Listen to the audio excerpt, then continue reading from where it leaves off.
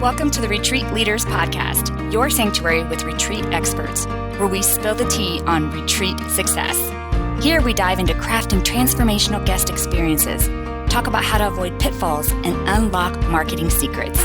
Whether you're a seasoned guru or a budding enthusiast, we've got the inside scoop for you.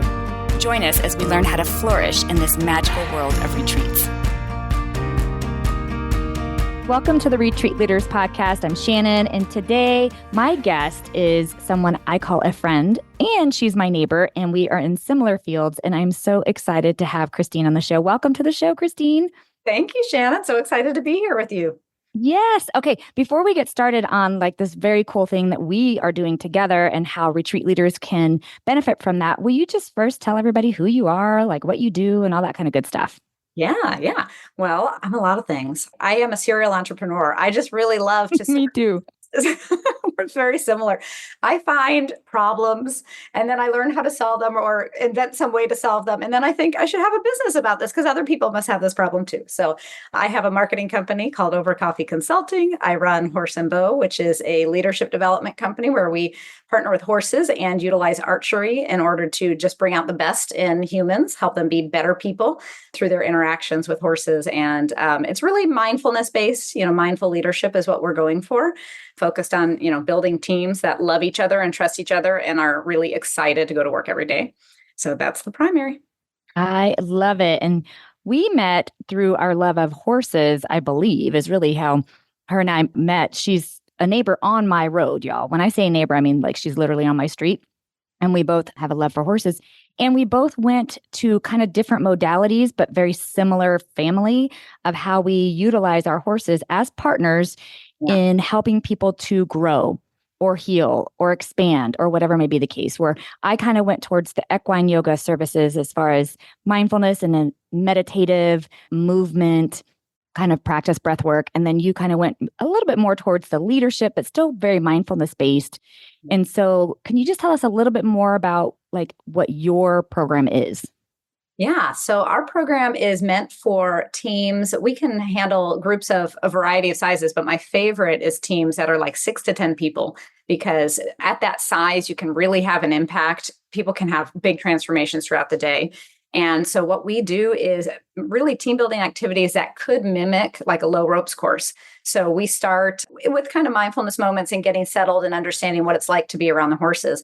But then we present an interesting challenge that incorporates the horses, where you have to, maybe the team needs to move the horses from one place to another, or maybe they need to get them through an obstacle course, or maybe we need to identify what kind of resources we're going to need to reach a certain goal. And then we try to do it, utilizing and partnering with the horses. And so people get the opportunity and teams get the opportunity to see where they maybe have mismatches in communication, maybe where they're not following strategy really well. Maybe they haven't divided roles and responsibilities well. Maybe they're just not caring for the other people on their team, including the horses. One of the big questions I love to ask after an exercise and a challenge that we give someone is, how did the horses show up? Were they part of the team or were they the obstacle? Were they the challenge? And what vision or view did you have of them as you were working with them? And it's just really interesting that different people that will see the horses as their customers or horses as their children, or the horses were actually a teammate and they were working in sync, towards the same goal. So these exercises really reveal a lot about how we approach problems, how we communicate, interpersonal skills, how we communicate with each other. And it's just incredible to see what people can learn from doing it. I'm fascinated by the work, as you know. I'm fascinated by how we can learn more about ourselves and so many different skills within ourselves with our equine partners. It just blows my mind away. I've seen some of the work that you do. I've seen what we do here as well. And I really feel like we could describe it probably with all kinds of fancy, beautiful words and all this descriptive, but you just don't even know until you do it, right? Yes. You just don't even know until you experience it or witness it, one of the two. Right. I've had experiences like that where actually just recently I had someone coming out for a private session. She wanted to just do coaching, and she knew that horses had a healing component to them. When people are around horses, they just somehow feel better or feel they can move forward from some difficult things. And as we were talking, getting ready, it was I don't know what it is, but this is what she kept saying. I just think this is going to be great. And afterwards she was like, how do I tell people about this? How do I tell my husband what just happened? And I was like, you can't. They have to experience it. You can tell them, but I also love to tell people you don't have to. You can just say, I'm still processing it. It was a Mm. really remarkable experience, and I don't quite know how to put it into words yet. It's just so special to be a part of. So I love when people come out that have never done it before and just get to say, like, this is what I thought, but I just didn't know what to say. I know. I feel like it's more of a feeling, an experience Yes. feeling more than you can ever verbalize. Hey, retreat leaders. Are your retreats the hidden gems of the travel world just waiting to be discovered? Well, it's time to shine a spotlight on them.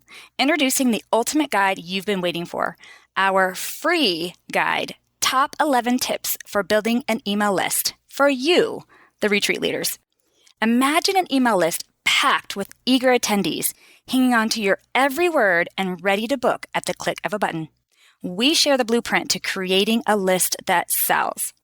Don't miss out on the action. Learn how to connect deeply with your audience, boost your bookings, and create a buzz that fills every retreat. Whether you're a seasoned pro or just starting out, these 11 tips are your secret weapon to success. Visit retreatleaderlistbuilding.com now to grab your free copy and start building an email list that sells out your retreats. Speaking of that, though, I think one of the things that I wanted to talk about, Kristine, was a lot of the folks listening, they're hosting retreats or thinking about hosting retreats. They're in the healing modality field, we'll call it that. So that's very broad.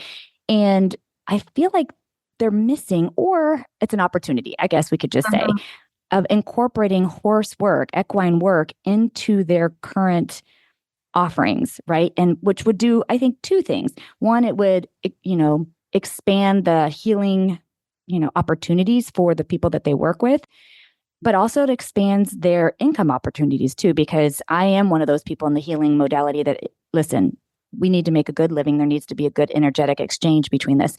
It's a mutual beneficial. It's beneficial for the horse. It's beneficial for the person who's receiving the services. It's beneficial for the person who's offering the services. And so you and I put together, along with our friend Paula, this really cool workshop. Will you tell us a little bit about this workshop? Yeah, so we are so excited. We have a 2-day retreat coming up. It's optional to come to day 1 or day 2, but we are going to show and experience all of the modalities that we utilize in our practices with coaches and therapists, wellness practitioners, yoga teachers, everyone who experiences, provides transformation through wellness related activities and modalities. They'll have the chance to see and experience and be part of equine assisted everything is kind of what I want to call it. So we're going to have Paula Basden, who is currently the horse, I don't know what you would call her, the horse whisperer at Miraval. She's trained in EGALA. She's trained in Equinexus. She's trained in natural lifemanship, which are some great equine therapy kind of models or equine assisted coaching models. And so she's going to show us how she works one-on-one with people in a round pen. And participants are going to get the chance to come and be that person in the round pen, and then also watch, because being a witness, as you said, to some of this, it's just as powerful to see someone else go through something really magical in front of you. And then you're going to do some equine yoga for us and show us how you utilize equine yoga at Retreat Ranch. Do you want to tell people more about that? Yeah, absolutely. By the way, as Kristine's telling you and I'm telling you, this doesn't mean that you actually have to do this. You could just invite people in to do this, or you could learn how to do it. But as far as equine yoga, it's meant to be the one time probably in all of our lives that we will be fully present, almost because you have no choice, but also because you want to, because you're working with a 1,200-pound partner doing meditation, breath work, some gentle movements. You can be seated on the horse or not, and really just honing in on the present moment and being allowed to tune in totally to what you feel, and allowing our equine partners to be a mirror for us. And the fact that we really have to be present with what we're feeling in order to have, this coherence with our horses. And so I just call it, like, if you could think of any other type of workout or yoga or meditation or anything, your mind can still wander, right? You could still think of the future. You could still ruminate on the past. Like, your mind's thinking about the argument you just had or all the stuff you have to do. When you're doing equine yoga, you will not. You will not. You will be completely present with your partner, experiencing witnessing their experience, your partner's experience, your experience, just completely present. I'm getting chills as I talk about it because it really is the only time that you'll be completely present. So we're going to demonstrate this as well as, as you mentioned, witness. Like a lot of people will get to witness it as well. Yeah. Okay. That's so funny that she said it's the one time you can be totally focused and dialed in like that and present. And the only other time I've had that experience truly, because I do a lot of yoga, a lot of mindfulness work and things like that. But we went show jumping cross country jumping actually in Ireland. I've gone twice in the last 2 years, and going over jumps out in the forest with on a 1,200-pound animal is the only time that I have felt truly present in the moment, like noticing every little thing that was going on. So you can either do cross country jumping, or you can do yoga with a horse. I think a lot of people would prefer to start with yoga to experience that honed in present feeling. Let's start there because it takes a lot more effort and cost to get to Ireland to cross country jump there. I agree with you there. Although that sounds really exciting, but I can actually see the correlation between the two because you have to be so dialed in with your partner and with what you are feeling, because what you are feeling, your horse is picking up on. And so if all of a sudden you get super, super nervous or afraid or angry or whatever, frustrated, your horse is like, wait, what am I doing? And it's going to throw them off a little bit possibly. Or, just maybe make a misstep or whatever may be the case. You just really have to be tuned in. So I love that correlation. And then you're going to be doing your own demonstrations. What are you going to be doing? Yeah, so I'm going to show people how we do team building activities, and that's going to involve everybody in the room. We're going to get a group in there. I typically limit it to about 12 people in an arena at a time with 2 or 3 horses, and we're going to experience some of these team building activities. And what I love about it for all these wellness practitioners and coaches is one additional benefit, I guess, is what I'll say. You said it's going to expand our offerings, right? The things that we can do by including horses. It's also providing additional income, of course, because it's just an additional way that you can service that you can provide. But I think there's a really special energetic exchange, like you said, but an energy sharing that happens when you work with horses. So when you as the coach have this incredibly wise teacher in the arena with you, you're sharing the coaching with them. And so I think it minimizes burnout for practitioners too. And so people are going to see how a lot of my role when I am teaching coaching in a team building activity scenario with horses is watching the horses. I'm just watching what is happening so that I can take note of what's the horse's response? How did the horse behave? What did the people do that caused that? And then start inquiring and getting curious. Why did that happen? And so it's very similar to the coaching you would do with 2 people, but you get to share that job with the horses. They can't lie. They can only be a horse. They can only respond like a horse. And so it's very clear and simple what is going on. So we're going to show that. We're going to demonstrate some of that. Everybody will get to be involved, participate in it, and just see what it's like to have a big group. And again, I think this adds a lot to a coach's Rolodex, because it allows them to pull a big group together. So maybe you're coaching an executive right now and you're really doing great work with that person, but it needs to filter down to the rest of the team. So could they then bring the team into your coaching sessions and talk about maximizing your income? When you're coaching one person versus now you're coaching 12 people, even if it's just a one-time executive planning retreat that's happening, it really gives you the opportunity to maximize your income as a coach because you're talking about per person fee now instead of just the one-on-one. Oh my gosh, yes. I love all of this so much. Hey, it's Shannon here. I'm just popping in really quickly to ask a big favor. Would you pause the show and go review it for us? Please. Reviews really help us to be able to get more guests and more experts on the show to help you transform your retreats. So if you wouldn't mind pausing and leaving us a review, that would mean everything. And if you're not already subscribed, do that too. So one of the things I think an obstacle that some people may be thinking of as they're listening to this, like they're thinking, this all sounds amazing. I love everything about this. I would love to do something like this, is they don't own horses themselves.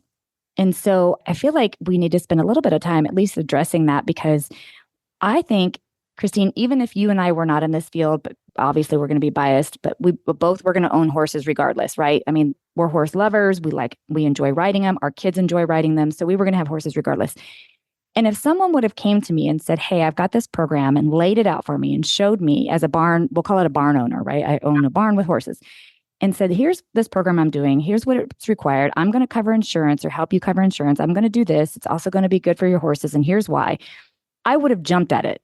You know what I mean? I would have been like, yes, you can absolutely rent out my horses during this time with supervision, and you put your parameters in place and all that stuff. But, Sure. And yes, there's an additional cost to that. But still, the point being is that even if you don't own horses, if you've got any horses within your vicinity of either the place that you're using to do whatever you're doing, whatever kind of work you're doing, or very close to where you do your work, you can easily approach that barn owner or that horse owner and say, hey, here's a plan. Let's do this together. Don't you think? Yes. And actually, I'll take it from a different perspective of as the coach without the horse, because as a barn owner, I have 5 horses and 2 mini donkeys. We have similar, what would that be, herds, that we're managing. I have a huge amount of expense managing these horses. And if I was a coach without a horse or a yoga teacher without a horse, I would absolutely not purchase a horse. The cost. I'm so glad you said that.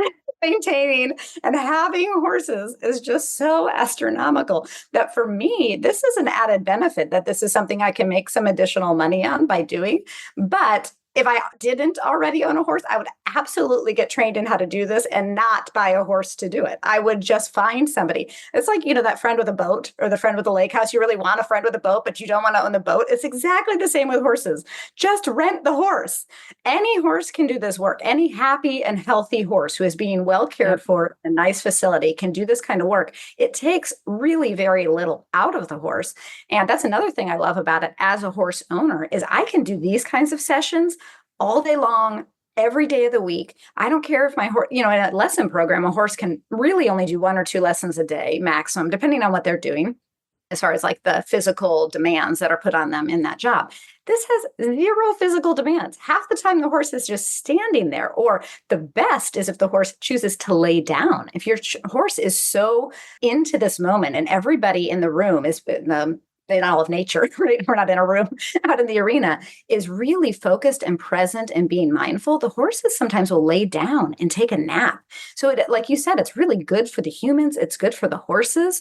And so it is not something that I would encourage anyone to actually go out and buy a horse. I would absolutely encourage you to find a local barn or a retreat center that has horses. If they have a trail riding operation, this is so much easier on their horses than doing trail riding every day. And if they've done a morning trail ride, they can do an afternoon of equine assisted anything, because it is just very, very easy on them. So there's no concern. Insurance and things like that, we're going to talk about on day 2 in this retreat, because there's a lot of logistics about setting up a business related to horses. There's going to be contracts, there's going to be insurance, training, the various things that you need to consider. So we're going to talk about how you really can maximize your impact with this kind of addition to your business. But again, don't buy a horse to do it. Don't think that that's a financial obstacle. You're actually way better positioned by not being the one who owns the horse and gets to just come in and partner with it for these particular activities. I am so glad you said that, because I actually think it's a little bit giggle worthy when someone says, gosh, purchasing a horse is so expensive. And I'm like, that's the least expensive, the purchase price. Several of our horses, by the way, were free, and those are even more expensive horses because usually they have health issues that come with it. We just added a new horse to our herd, by the way. Tell us about him. He's so cute. He's so lovable. He's a flea-bitten gray horse, and unfortunately, he came with worms, and his hooves were really bad, and he's super malnourished right now. And so we actually drove him up to the vet the other day. The farrier came out. All those things that add up to thousands of dollars, people. Yes. And so he's on his way to healing, but I'm really excited because he's going to be, I think, fabulous for this type of work. And I'm glad that you said you don't actually have to mount any of the horses in any of them, including the equine yoga. As a matter of fact, I recommend, and to be honest with you, especially because most of you will have to work with someone else's horses, that you do the equine yoga not mounted. You do equine ground yoga, because it really does take a whole different kind of training. It's a whole different kind of thing to do equine yoga being mounted. And our horses are trained on it. We have 5 of them that are trained on it, but it's just, unless they're your horses, that's just something that's a little bit more difficult. But you can get just as much out of it by doing all of it from the ground. And all of this work can be done without putting any weight or pressure or physical exertion on the horse. Yes, there's some energetic exertion, but horses are really good about just blowing that shit out, literally, when they're getting overwhelmed. They'll yawn it out, they'll stretch it out, they'll take a nap, they'll do what they've got to do in order to get rid of that.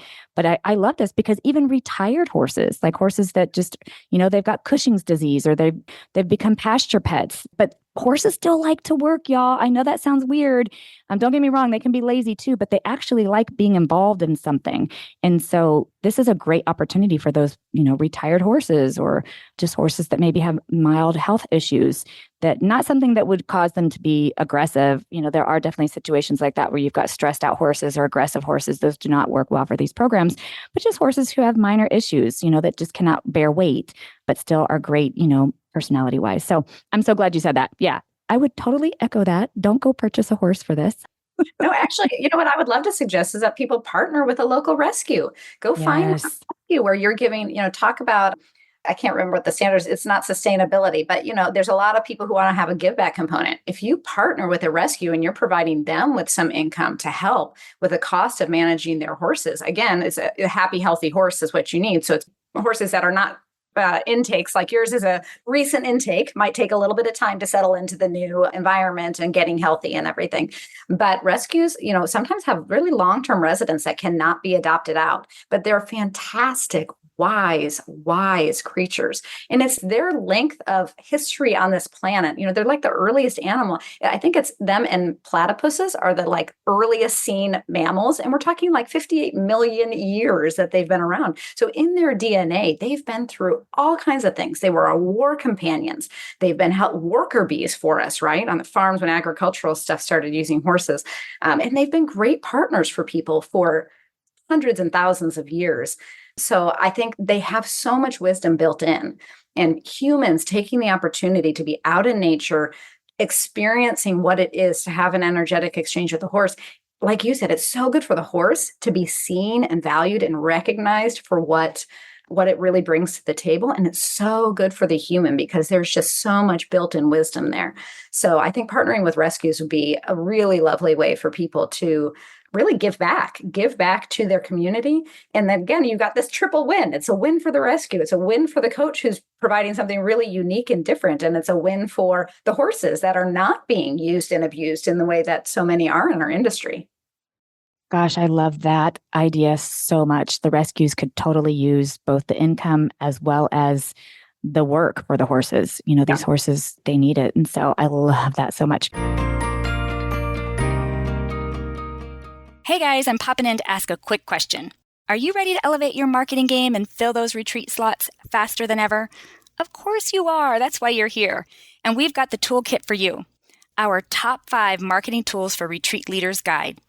This isn't just a guide. It's your marketing guru wrapped up in one easy-to-follow package. Dive into the essentials of social media marketing, where we show you how to leverage those platforms to create a community buzzing with excitement for your retreats. Also, unleash the power of content marketing with strategies that educate and engage your potential guests. Plus, we'll dive into email marketing, SEO, and partnership opportunities that open new doors and bring in streams of attendees. So why wait to make your retreats the talk of the town? Download your free guide today by visiting retreatmarketingtools.com and start transforming your retreat dreams into reality. So what's the date and how do they find it and all that good stuff? Yeah. So we've got December 3rd and 4th is when this retreat is happening. On the 3rd, the first day, we're going to go through these 3 different modalities. So we'll have equine therapy / coaching, demos and experiences. Then we'll do equine yoga. We'll do equine team building and leadership development work. That'll all happen on the first day. And then on December 4th, the second day, we'll really get into the business behind it. So if you do want to add this into your business, how are you going to approach a barn? What kind of things do you need to make sure you already have covered? How do you kind of either find a professional who knows how to do this to partner with, or know what kind of horses you can partner with, have that understanding of what you're looking for in the place that you're going. So we're going to really try to really empower you to launch this as a program or service that you offer after doing this, at least in partnering with someone who has some ability to do it. If not, take it on yourself if you do happen to have horses. Because I have had a few conversations with some coaches who have horses and are interested in partnering with them in this way beyond the typical riding that they tend to do with them.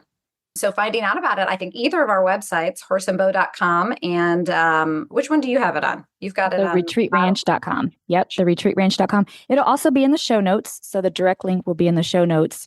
But I love that you said that whether they want to make it where they do it themselves, or I know at my ranch, obviously, we have retreat hosts that come through here and they add equine programs on, and that allows them, by the way, to charge more for their retreat, right? So it's an income, it's a win-win. We've already talked about that. So people can do that here at the ranch. But I know you've had retreats where they've come and they've done an experience at your place too. Yeah, I love partnering with coaches because coaches can coach on, so they may have a specialty in some area that I don't, how to improve a leader through their own modality, the tests, the assessments, or the various things that they have, or the models that they like to use. And so I love it when people come in and say, hey, I want to teach about like hospitality, or I want to teach about, employee training, or just all these different things that you can do to improve your business and your team.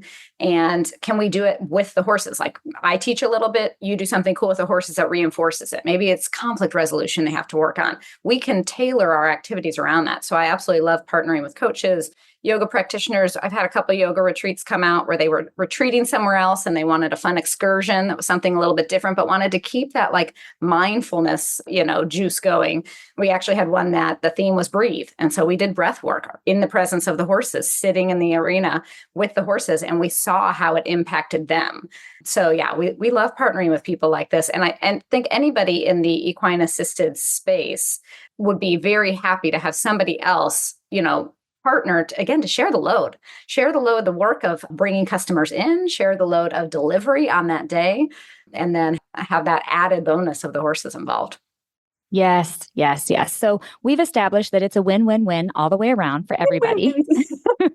If you are interested in joining me and Kristine and Paula, check the show notes or the retreatranch.com or horseandbow.com. Kristine, I'm so excited to do this retreat with you. And thank you so much for being an awesome guest on the show.